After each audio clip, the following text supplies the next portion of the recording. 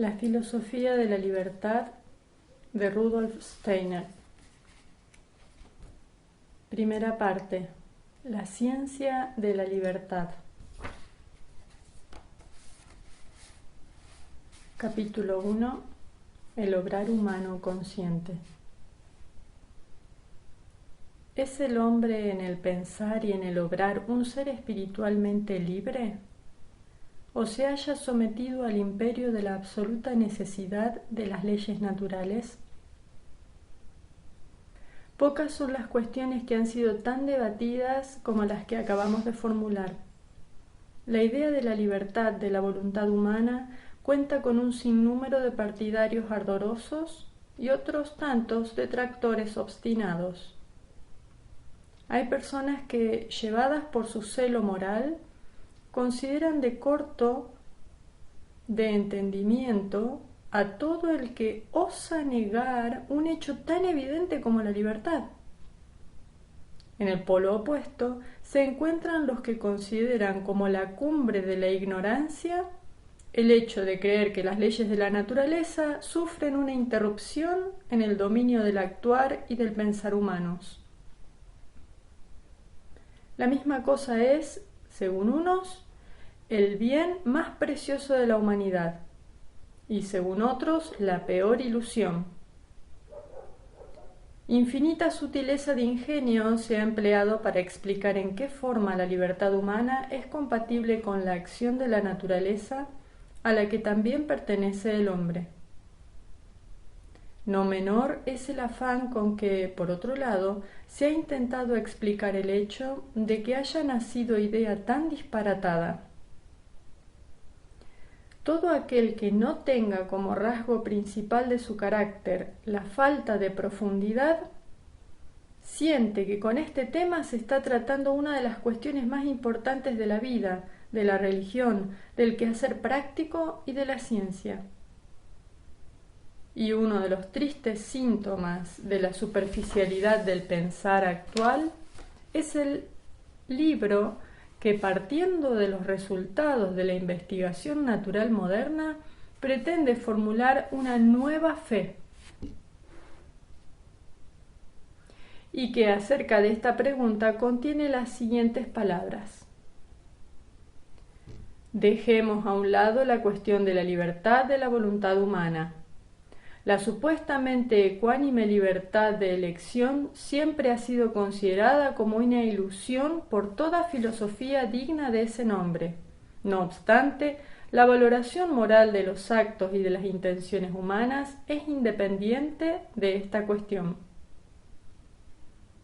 Cito este pasaje no porque crea que el libro en que se encuentra sea de alguna importancia, sino porque me parece reflejar la opinión hasta la cual han sido capaces de elevarse la mayoría de los pensamientos contemporáneos acerca del problema en cuestión.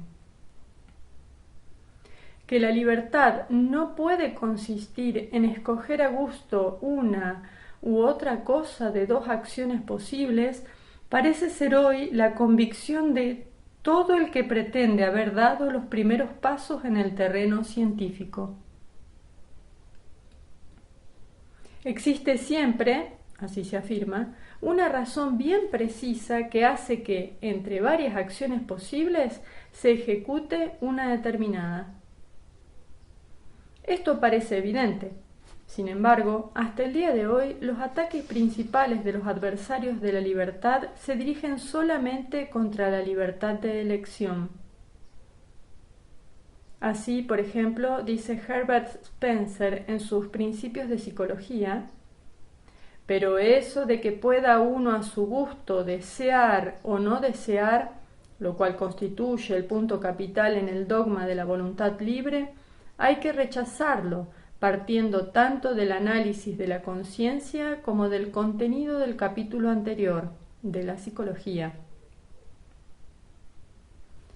También otros pensadores parten del mismo punto de vista para combatir el concepto de la voluntad libre.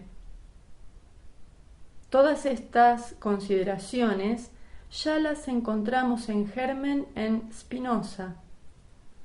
Lo que éste expuso de manera clara y sencilla contra la idea de la libertad ha sido repetido desde entonces innumerables veces, aunque en la mayoría de los casos envuelto en sagaces doctrinas teóricas, por lo que se hace difícil reconocer la simple hilación mental de lo que se está tratando. Spinoza escribe en una carta fechada en octubre o noviembre de 1674: «Llamo libre a lo que es y actúa por la mera necesidad de la naturaleza, y obligado a lo que, de manera precisa y permanente, se ve determinado a existir y a actuar por algo ajeno. Así, por ejemplo, Dios, aunque necesario, es sin embargo libre, porque subsiste sola y únicamente por la necesidad de su naturaleza. Del mismo modo, Dios se reconoce libremente a sí mismo y a todo lo demás, ya que resulta solamente de la necesidad de su naturaleza el que lo conozca todo. Por consiguiente, ya ven ustedes que yo no establezco la libertad en la libre elección, sino en la libre necesidad. Pero descendamos a las cosas creadas, destinadas todas ellas, por causas exteriores, a existir y operar de una manera fija y precisa. Para verlo más claramente, representémonos algo muy sencillo.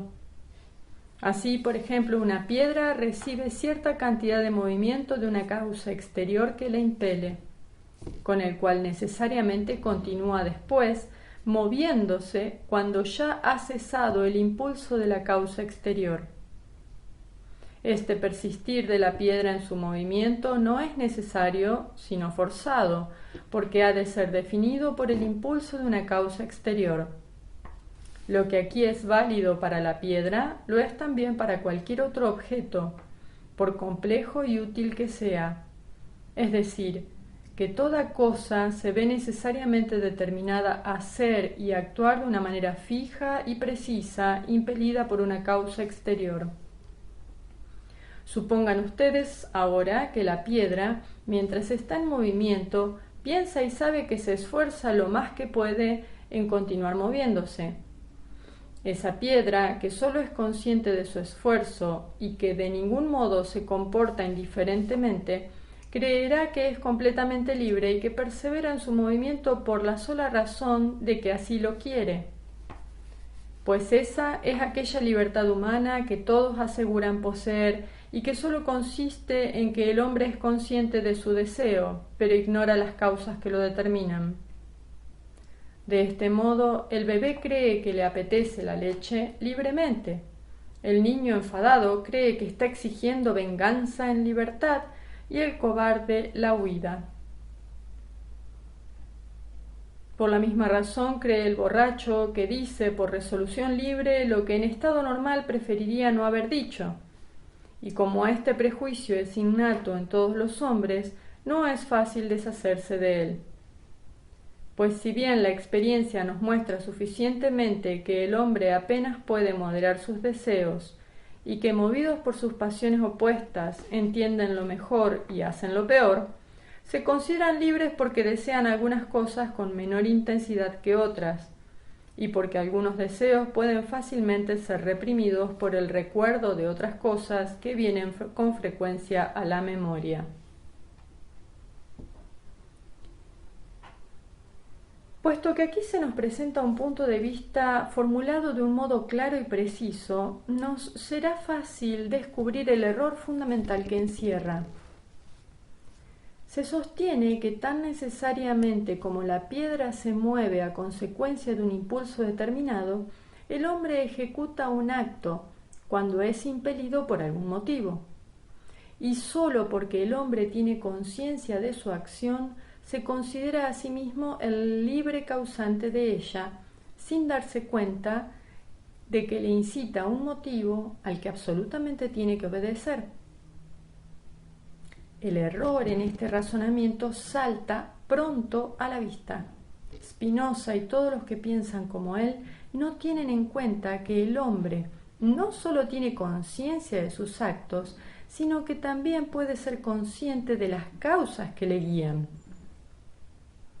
Es innegable que el niño no es libre cuando ansía beber la leche, como tampoco el borracho cuando dice cosas de las que luego se arrepiente.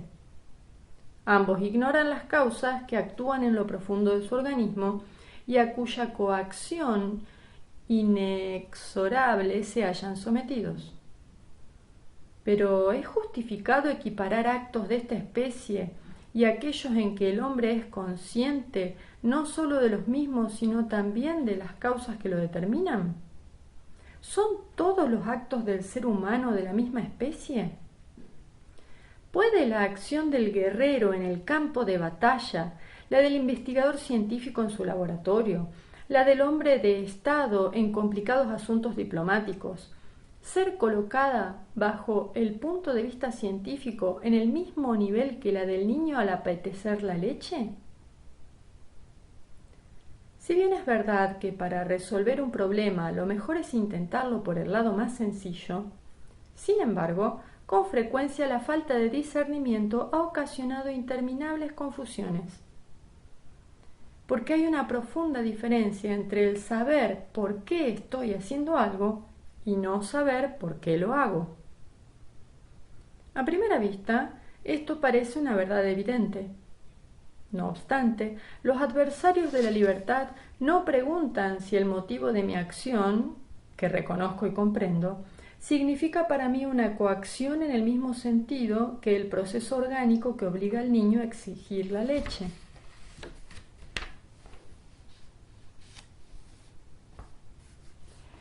En su Fenomenología de la conciencia moral, Edward von Hartmann afirma que la voluntad humana depende de dos factores principales, de los motivos y del carácter. Si se considera iguales a todos los hombres, o bien con diferencias insignificantes, su voluntad aparece como determinada desde afuera, es decir, por las circunstancias que salen a su encuentro. Pero si se tiene en cuenta que ciertas personas adoptan una imagen como motivo de su acción, solo si su carácter es tal que se sienten predispuestos a desear algo gracias a la representación correspondiente, entonces el hombre parece determinado desde adentro y no desde afuera. En este caso, el hombre cree que es libre, es decir, independiente de todo motivo exterior, por el solo hecho de que, según su carácter, él es quien debe elevar a motivo una imagen que se le presenta desde afuera. Pero la verdad es, según Edward von Hartmann, que aunque somos nosotros mismos los que convertimos las representaciones en motivos, sin embargo, no lo hacemos por nuestro propio arbitrio, sino por la necesidad de nuestra disposición caracterológica. Por consiguiente, ahí no somos libres. Aquí tampoco se tiene en cuenta la diferencia entre los motivos que obran en mí, después de haberlos penetrado con mi conciencia, y aquellos a que obedezco sin tener un conocimiento claro de los mismos. Esto nos conduce de un modo inmediato al punto de vista desde el cual queremos examinar el problema. ¿Es lícito, ante todo, plantear por sí misma la cuestión de la libertad de la voluntad? Y si no, ¿con cuál otra tiene necesariamente que ir relacionada? No es lo mismo un motivo consciente de mi obrar que un impulso inconsciente. Y es indudable que el primero ocasionará un acto que deberá ser juzgado de otro modo que el que deriva de un impulso ciego. Por consiguiente, la primera cuestión que hay que resolver es la de esta diferencia. Del resultado dependerá cómo debemos considerar la cuestión de la libertad propiamente dicha. ¿Qué significa tener conocimiento de las razones del obrar? Se ha dado a esta cuestión demasiada poca importancia, porque por desgracia se ha separado siempre en dos partes lo que es un todo indivisible, el ser humano. Se ha hecho la diferencia entre el que actúa y el que conoce, y se ha pasado por alto lo único que debiera entrar en consideración, es decir, al que obra conociendo. Se afirma que el hombre es libre si se encuentra bajo el dominio de la razón y no de los apetitos animales, o bien que la libertad significa poder determinar la vida y la acción según ciertos propósitos y decisiones. Sin embargo, con afirmaciones de esta índole no se llega a ninguna parte, puesto que esta es precisamente la cuestión: saber si la razón, los fines y los propósitos ejercen sobre el hombre una coacción como lo hacen los apetitos animales. Si sin participación mía surge en mí un propósito racional con la misma necesidad con que aparece el hambre o la sed, entonces obedezco a este propósito de un modo forzado y mi libertad no es sino una ilusión. Otro razonamiento es el siguiente: ser libre no significa poder querer lo que se quiere, sino poder hacer lo que se quiere. Este modo de pensar lo describe con mucha perspicacia el filósofo Robert Harmelin en su Atomística de la voluntad. El hombre puede indudablemente hacer lo que quiere, pero no puede querer lo que quiere, puesto que su voluntad está determinada por motivos. ¿No puede querer lo que quiere? Examinemos de cerca estas palabras. ¿Expresan algo razonable? Así pues, la libertad de la voluntad debería consistir en poder querer algo sin razón, sin motivo. ¿Pero qué significa querer, sino tener un motivo para hacer o procurar una cosa más bien que otra? Querer algo sin razón, sin motivo, equivaldría a querer algo sin quererlo. El concepto del motivo y el concepto del querer se hallan unidos inseparablemente. Sin un motivo determinante, la voluntad no es sino una facultad vacía. Se vuelve activa y real solo gracias al motivo. Es, por consiguiente, cierto que la voluntad humana no es libre, en tanto que su dirección está siempre determinada por el motivo más fuerte. Pero por otra parte hay que convenir en que es absurdo oponer a esta ausencia de libertad una imaginable libertad de la voluntad, que consistiría en poder querer lo que no se quiere. Página 213 de Atomística de la voluntad.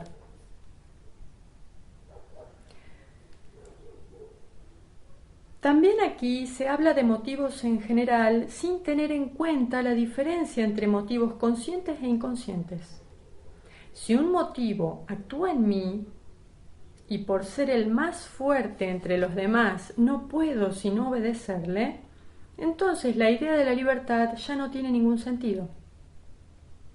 ¿Qué puede importarme el poder o no poder hacer algo si un motivo me obliga a hacerlo? No se trata en principio de si obrando en mí un motivo puedo o no hacer algo, sino de saber si existen motivos que actúan con necesidad coercitiva. Si me veo obligado a querer algo, el poder ejecutar o no me es del todo indiferente.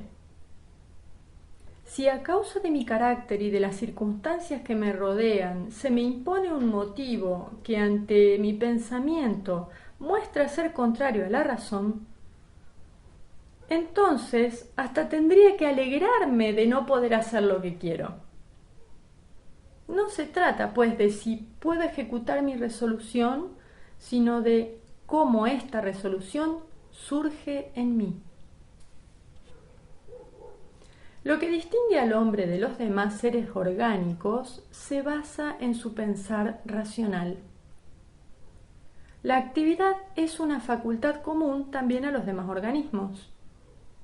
No se gana nada en buscar analogías con el reino animal con el fin de aclarar el concepto de la libertad en el obrar del hombre. Los naturalistas modernos son muy aficionados a dichas analogías y cuando consiguen descubrir en los animales algo que se parezca al modo de obrar humano, creen haber dado con la pregunta más importante de la ciencia del hombre.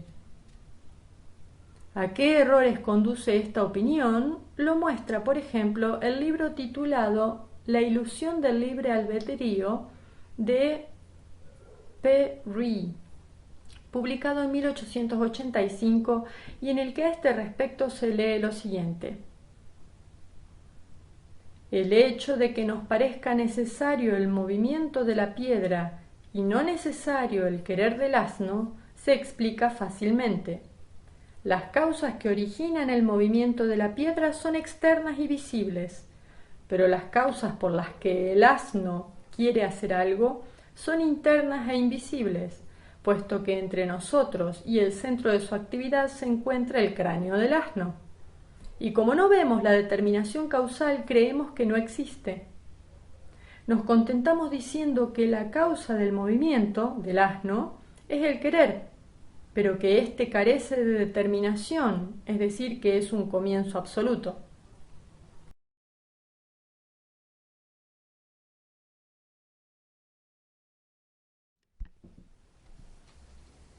También aquí se pasan por alto aquellos actos del hombre en los cuales es consciente de las razones de su acción, puesto que Ree declara que entre nosotros y el centro de su actividad se encuentra el cráneo del asno. A juzgar por sus palabras, Ree no tiene la menor idea de que existen actos, no en el asno pero sí en el hombre, en los cuales entre nosotros y el acto mismo se encuentra el motivo consciente. Y lo demuestra de nuevo unas páginas más adelante cuando dice que no percibimos las causas que determinan nuestro querer y por eso creemos que no está condicionado causalmente. Pero basta de ejemplos que demuestran que muchos luchan contra la libertad sin saber siquiera en qué consiste. Es evidente que no puede ser libre un acto si el autor no sabe por qué lo ejecuta. Pero, ¿qué diremos del acto cuyas causas nos son conocidas? Esto nos conduce a la siguiente pregunta. ¿Cuál es el origen y el significado del pensar? En efecto, sin conocimiento de la actividad pensante del alma, es imposible formarse un concepto de lo que es saber sobre algo y, por consiguiente, saber sobre una acción. Si conseguimos llegar a saber lo que significa el pensar en general, entonces también nos será fácil explicarnos qué papel desempeña el pensar en el obrar humano. El pensar eleva el alma, de la que también está dotado el animal, a espíritu, dice Hegel, con razón, y por lo tanto da también al obrar humano su sello particular. De ningún modo pretendo afirmar que todas nuestras acciones fluyen de la reflexión escueta de nuestro intelecto, ni que sólo pueden considerarse humanos, en la más alta acepción de la palabra, los actos que derivan del juicio abstracto.